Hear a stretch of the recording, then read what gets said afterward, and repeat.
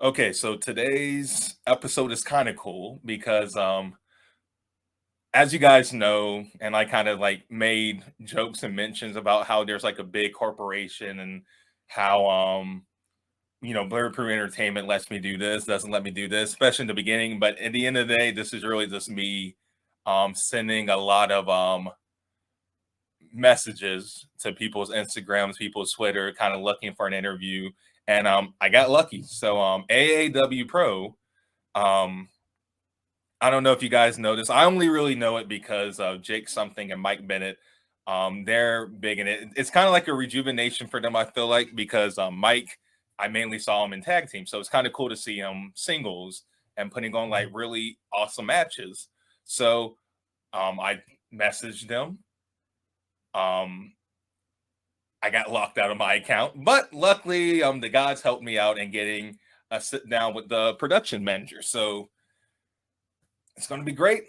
Fasten your seatbelts and let's hear that intro.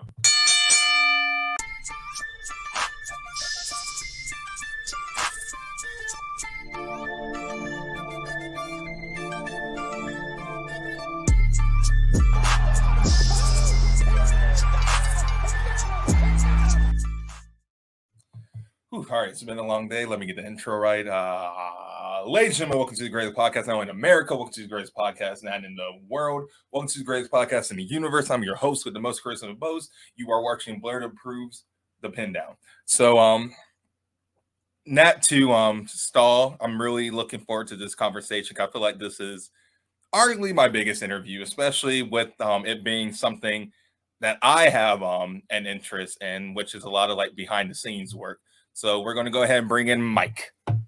So hey, Mike, Petkovich is the last name, right? Correct. I'm just making sure I pronounce it. Okay, you got it. But do you want to give the crowd, the audience, just a brief overview of you and your role in AAW and what you're in charge of doing? Sure. So I've been the executive producer and promoter of AAW Pro alongside Danny Daniels since 2005. Jeez. So we've been running live events for a very long time together. That's what I was about. So I was looking into it and I was trying to see if I can find more on you just so I could be a good, host, a good interviewer. But I didn't know you've been doing it since 2005. That's yeah, I was 5 in 2005. That not trying to make you feel old, but I'm 23 now, so that's okay. With a grain of salt. But so kind of like I said, and kind of like how we were talking about before the interview got started. I'm a fan, but I'm not going to try to say I've been a fan for years and years. I've recently became a fan, I want to say about 6 months ago. Like I said, I'm a humongous fan of Mike Bennett.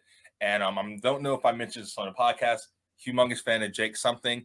Those are two guys that you guys showcase very prominently in you guys' organization. So, of course, following them on Instagram, I saw AAW Pro. Next thing I know, I'm following AAW Pro. Next thing I know, I'm on Fight TV, ordering a pay-per-view, having a good time on a Friday night. So, fantastic.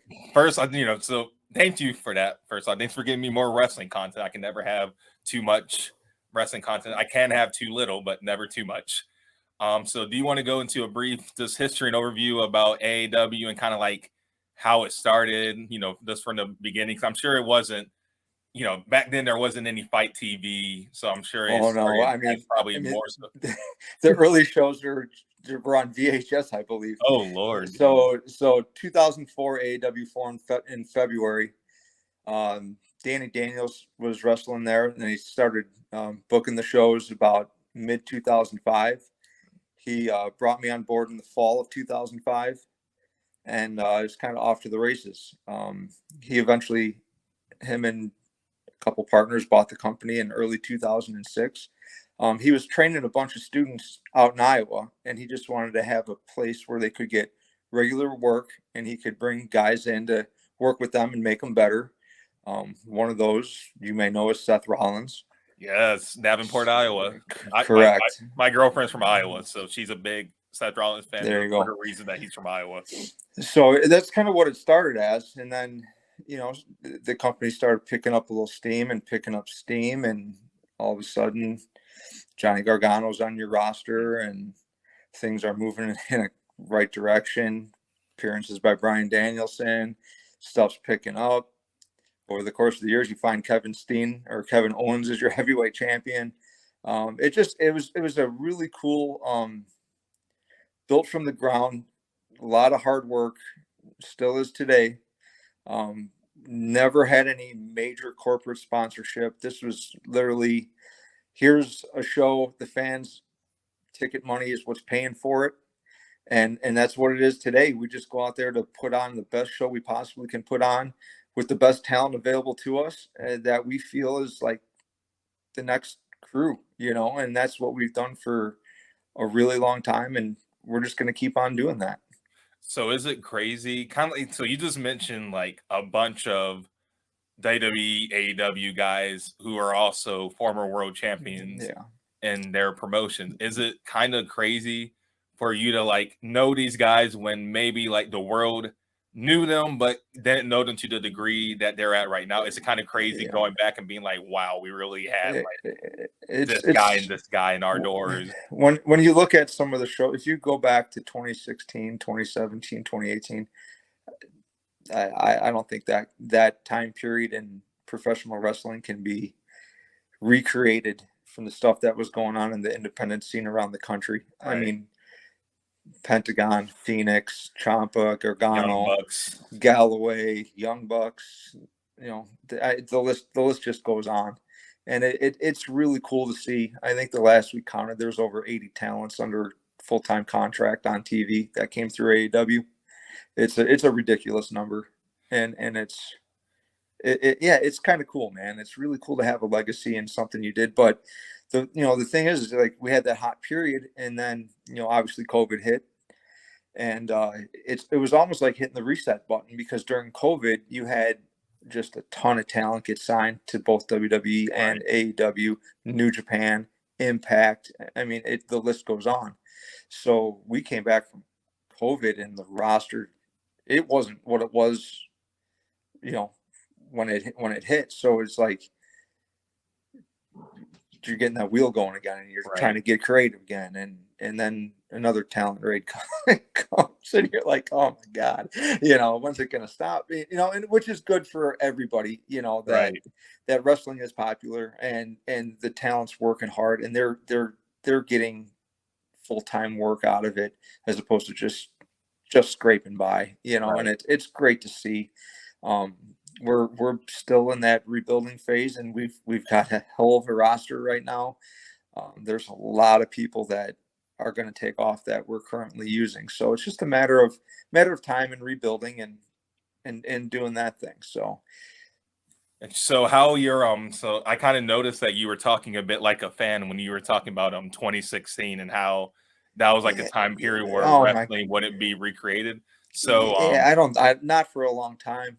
I mean, from what was going on with PWG in California, us in Chicago, AIW in Cleveland, Beyond on the East Coast, Evolve in their city. I mean, it was just insane, the amount of talent that was out there at the same time on the independent scene, and it was just awesome to be a part of, and it's very special to like have that opportunity.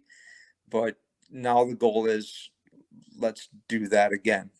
Got you. Try to recreate history again, and make it a hot spot. Right. Let's do that again. And there's many talented people still out on the independent scene that just need the exposure and get their names out there. Any names you kind of want to draw out there that maybe people don't think too much about? Kind of give them a little shout out. God, Ren Jones, Davey Vega, Shaft, Russ Jones. I mean, look at this current roster. We've been working hard trying to find the next crew. I mean, there's something there. Girls like Sierra have just been tearing up the Midwest. I mean, there's a lot of talent that's out there. They just need the time. All these big names left the independent scene, and they were just gone. They weren't there to work with the younger guys. So now it's a rebuilding point, and it's guys like Danny Daniels sharing his knowledge, and some of the other key people we have around that are teaching and sharing and helping put on these great shows and just keep moving pro wrestling forward. You know, like we say it all the time, like when we do these interviews, but the ultimate goal for AAW is to leave professional wrestling in a better place than when we started. And we still got work to do. Right. One thing I will give a lot of credit to AAW's with their success, kind of like how you guys carry yourselves, is that one thing that you guys very much excel at are taking wrestlers who everybody knows is good in the ring, but like putting them in a different scene where they can get a little bit more respect and a little bit more recognition on their name. And then the two guys that come to my head, Jake something, which is you guys' current champion, correct? Correct. And there's Mike Bennett, Right. who I feel like those. I remember seeing Jake something first in Impact Wrestling, like years ago. I want to say 2017, 2018 ish. And I remember seeing Mike Bennett, and there were two guys that I was big fans of, but I didn't feel like, I felt like I was like by myself with thinking that, to where, most people would be like, like they're great, but they're nothing special. But one thing that like I enjoy is looking at the matches they put on in AAW, and one just like the crowd is different because it feels like kind of like how you were talking with like the indie wrestling hotbed, how PWG is, how Beyond is. They have like a unique crowd that you kind of can't get on TV with like the big production crew, all the noise being drone in to make it sound even bigger. It kind of has an authentic feel to it. Right. So Right. would you say that was part of like the plan with bringing guys who maybe people like, but like maybe giving them like a breather or like re-energizing their career in a way? Well, the main thing is just giving them a different opportunity. Right. Like, Jake something, he's just, he was used on Impact, but he's a really, really great talent on a standalone, and you got to give him time. You got to give him the promo time so he can tell his story so fans can connect. Mike Bennett's another great in-ring performer, but was he ever really given the opportunity on TV to showcase that? So here's a guy he's got a chip on his shoulder. He's got something to prove. Just about opportunity. Just give him the match, and they're gonna do the talking for themselves. Right. So again, we kind of gone over how you're a big wrestling fan. I can kind of tell just from how your vocabulary is when you're talking about this and all the history stuff. Sorry, it's been a day. No, God, that's fine. my words are everywhere.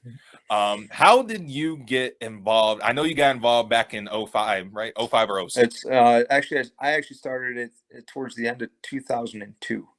Okay.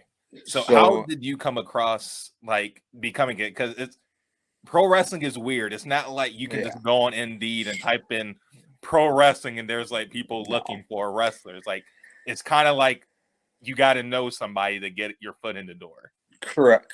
So during college, my degree's in TV production, and a kid in my class knew I was a big fan. Said, "Hey, why don't you come to a local show with me? I want to introduce you to somebody." So I'm like, "Okay, I got nothing going on this Friday night. I'll go with you." And I got hooked up with a local promoter. We started talking. Next thing you know, I'm making his posters. Next thing you know, I'm doing his website. Next thing you know, he's Reggie Park, the belt maker. I'm doing his website. Next thing you know, I'm doing the franchise Shane Douglas's website. I'm doing a bunch of work, and then it just kind of snowballed into, for a couple of years, running my own promotion with another guy. And then when that didn't really stick and I learned a few hard lessons early on in the business, Danny Daniels called and said, "Why don't you just come work for me and we'll make a big run at this." And I've been with Danny ever since, really. That's the abridged version. So with with you being a fan, are there times where it kind of gets surreal, where like you'll find yourself more, you're a businessman, you're in charge of TV booking, you got to make sure the show goes well with as few bumps and hiccups as possible. But are there ever time periods where you're kind of like just sitting down and just taking in like, holy shit, like this is my job, like I'm, like, or is it still kind of something where maybe that It, wasn't the original plan, but it's still a pretty cool experience / job? It depends on the moment, because Okay. when you're working a show, you're so involved in make sure everything stays on task that there's not a lot of breathing room. From the time you get into the building to set up, it's time to let people in. Promos need to be done. Show, tear down, get out. Repeat. Start the next promoting cycle. Right. Every now and then you'll catch yourself walking out onto the to the stage or looking through the curtain and just watching for a second, going, all right, that's really cool. All right, I got to go back to work. There's a couple moments like Tommaso Ciampa's last match in AAW against Pentagon, like it was standing room only on the stage for everyone just to be in that moment. So it was kind of, there's stuff like that'll grab your attention for 2 or 3 minutes, and you're like, holy shit, this is really cool. But yeah, the main focus is just getting through the show and trying to have this. There's no such thing as a flawless show, but if people are walking out the door saying they had a great time and that was awesome, that's all you really need to hear. So as long as we're hearing that, we're happy, and we move on to the next one. So with the way like you're talking about the show, how there's never such thing as a perfect show. You're always going to have some kind of problems. What are some of those problems that not many people are aware of? Because as you know, like looking at the internet wrestling community, they're always trying to make being a pro wrestling promoter / booker sounds so easy. Or they're like, oh, like you should just do this. Why didn't they just do this?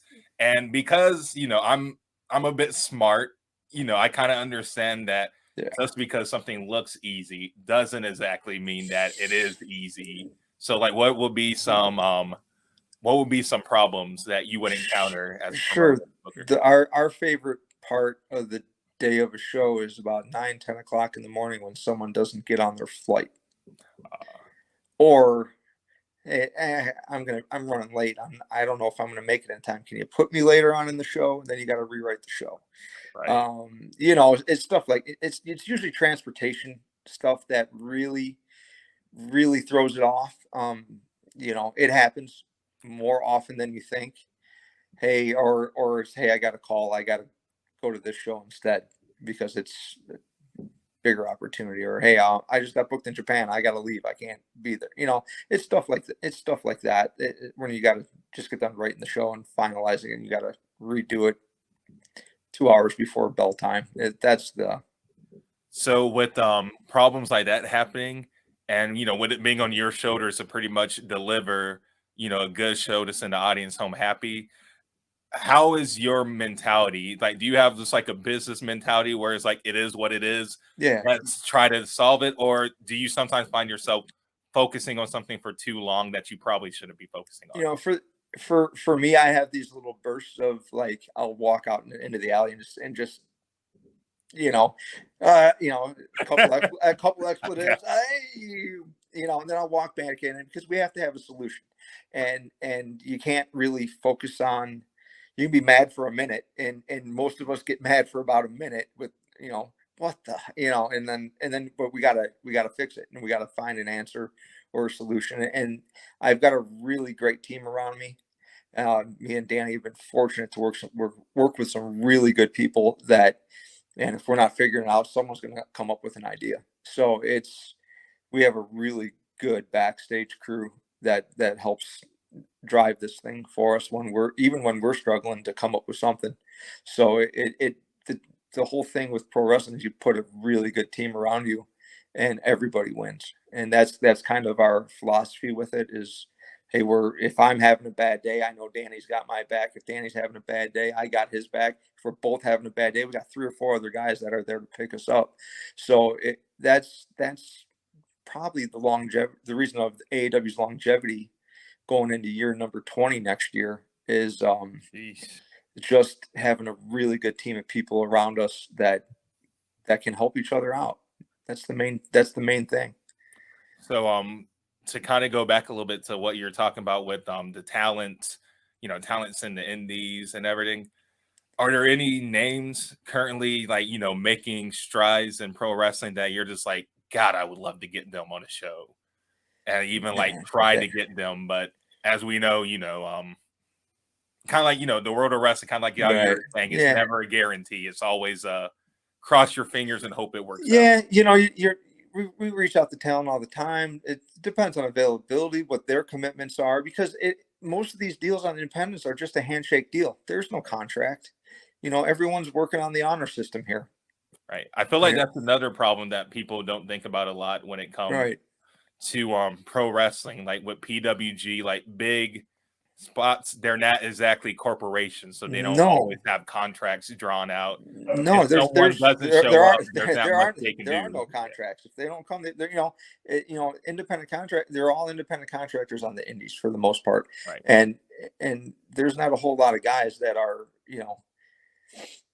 that are making you go, all right, you're doing, it's a handshake deal, and we try to offer multiple dates every time we do everything, and we have a really good reputation with a lot of people, but at the end of the day, it's a handshake deal on whether that guy's showing up or not, and the whole idea is not to let the fans down. And you know what, 95% of professional wrestlers out there, they don't want to let the fans down. They don't want to let the promotion down. They don't exist without the promotion. The promotion doesn't exist without them. It's a very symbiotic relationship, and to keep pro wrestling going forward. To answer your question though, I'd love to work with someone like Effie. I think he is. He's really grown as a pro wrestler over the last 3 or 4 years, and it's just amazing to watch someone like that progress. There's others out there. I don't want to get into the list of names, but just to give you some, we're looking for somebody that's putting in the time, putting in the work, and then we want to work with them too, and enhance AAW. AAW in turn enhances them as much as possible. I mean, it all depends on who it is, what the availability is, what they bring to the table, what we can offer them. It's like I said, it's that symbiotic relationship between independent pro wrestler and independent wrestling company. And there's only so many spots on a show, but hey, you want to do your best to get as many on as you can. From how like you're talking about it, it kind of sounds similar to what I've heard Triple H talk about when he was getting interviewed by Ariel, where he was pretty much saying like he doesn't discriminate really when it comes to the talent. Like it's never like this person wrestled in AEW or WWE. Like like get them. Like you've only had like independent matches, never been on a big stage. No, we don't want you. It kind of comes down to from at least how I'm hearing it. For you, it comes down to if they got something special, how hard of a worker they are, and what they can bring to AAW to make it better, to also help AAW's message, which is to leave pro wrestling in a better state than it is currently. Right, and that's the thing. It's like it doesn't matter who you are, where you come from, what you look like. If you are good at pro wrestling, we will be looking for you, and that's just it. You have to be good at pro wrestling, and that is the game. That is the game. Right. We've been doing this for a really long time, and we've got standards, and we want people to meet those standards and work towards those. And if you're not getting a full-time spot, we're gonna give you feedback. We've run a whole show, a pre-show called Alive, which you can find on YouTube, and it's all the young guys and girls that are just breaking in and trying to make it, and we give them opportunity, and we put their stuff out there so they can help get their name out there, but they get feedback. We work with them. It's not about just survival of the fittest. You want to help people along, and sometimes it works for what you're looking for in your company or what spots available, but hey, maybe the guy down the street is looking for that, and that talent fits that, so you just want to keep helping people as much as possible. Right. So to kind of wrap it up, we're going to bring this interview to an end a little bit just with one more question. So I know you said that the overall goal of AAW was to leave pro wrestling in a better spot than it currently is. When it comes to, I guess, the like the physical structure of AAW, do you guys have big plans to where you would like to see the company grow to be more global or more just in more areas in the United States, or are you guys kind of comfortable where you are now to where if you guys make any big changes, it would be in the same setting? You know what? I'm never comfortable. I don't like being comfortable. and we'll usually do something to kind of, if we start getting comfortable, we'll usually do something to upset that. A couple weekends ago, we pretty much lost our main venue for the rest of the year. Do you want to go into that a little bit? Or? I'm just going to mention a little building owner negligence with the city of Chicago caused us to a major setback. So we're running ideas and stuff like that. We're going to do our best to kind of change it up, but we're going to stick, Chicagoland area, maybe go out to the suburbs, just kind of mix it up. But, globally, like there's, at the end of the day, there's no major money in independent professional wrestling. There really isn't. Unless you get a major backer. Some have gotten lucky. We're just a couple of dudes that work really hard at it. And, with me and Danny and the rest of the team, we work hard at it to promote AAW, and the talent, when they show up, they work hard at it. It's a very grassroots thing. It's not, I don't ever see an AAW with someone walking and going, "Hey, here's a couple $1 million. Go take it globally." No, we're just here to serve pro wrestling and the fans, and do it to the best of our abilities. And we'll leave the audience with this last statement before I go into that. Guys, thank you so much for watching this. Definitely go check out AAW. Kind of like I said, I don't live in the Chicago area. I kind of just came across this from following other wrestlers who happen to work there. Definitely a good watch. I would very much 10 out of 10 recommend. So to end this, what would you give advice to someone like in the Chicago, Iowa area where they might want to work for AEW and are watching this? So what kind of advice, or how would you tell them to best stand out and get you guys' attention? Work everywhere as often as possible. Don't just saddle yourself with one promotion. If you're an in-ring worker, get out there, stretch your legs, hit as many towns as possible, as many companies as possible. Find the good people in pro wrestling, but you got to be in the ring. You can't grow as a pro wrestler if you're not in the ring every weekend. And just keep working. And if you get good enough, we'll take notice. And that's pretty much how it works. And I know I said last question, but now I want to add another one. Sure. What would you say to someone who wants to be in your position one day, where they want to book wrestling shows, they want to be a promoter, they want to do TV production? What would you say to them? Like, what advice would you give them? Show up, offer to help. Knowing that there's not a ton of money in independent wrestling, if you're gonna book a show, be willing to lose everybody you're willing, thinking you're gonna pay, and you think it's a quick rich scheme. It's not.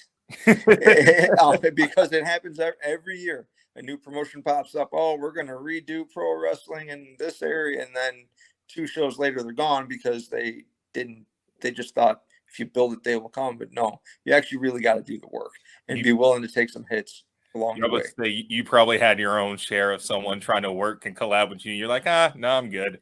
When you got a team like ours put together, there's not a whole lot of open spots. So if you're coming saying, "Hey, I want to help out," please be very specific on what you really want to help out with.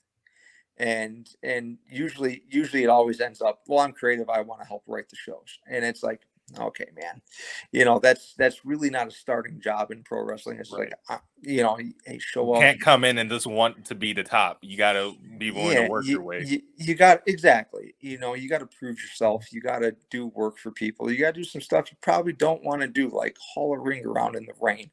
It's not fun, but it's that whole thing of, you got to learn the business from the ground up to truly understand what happens out in the ring. You can watch it all day until you're put there with a camera in your hand and you got someone like Jake something staring you down. You better know what you're doing. I would believe that, man. 6'2", 260, right. I want to say. I believe it.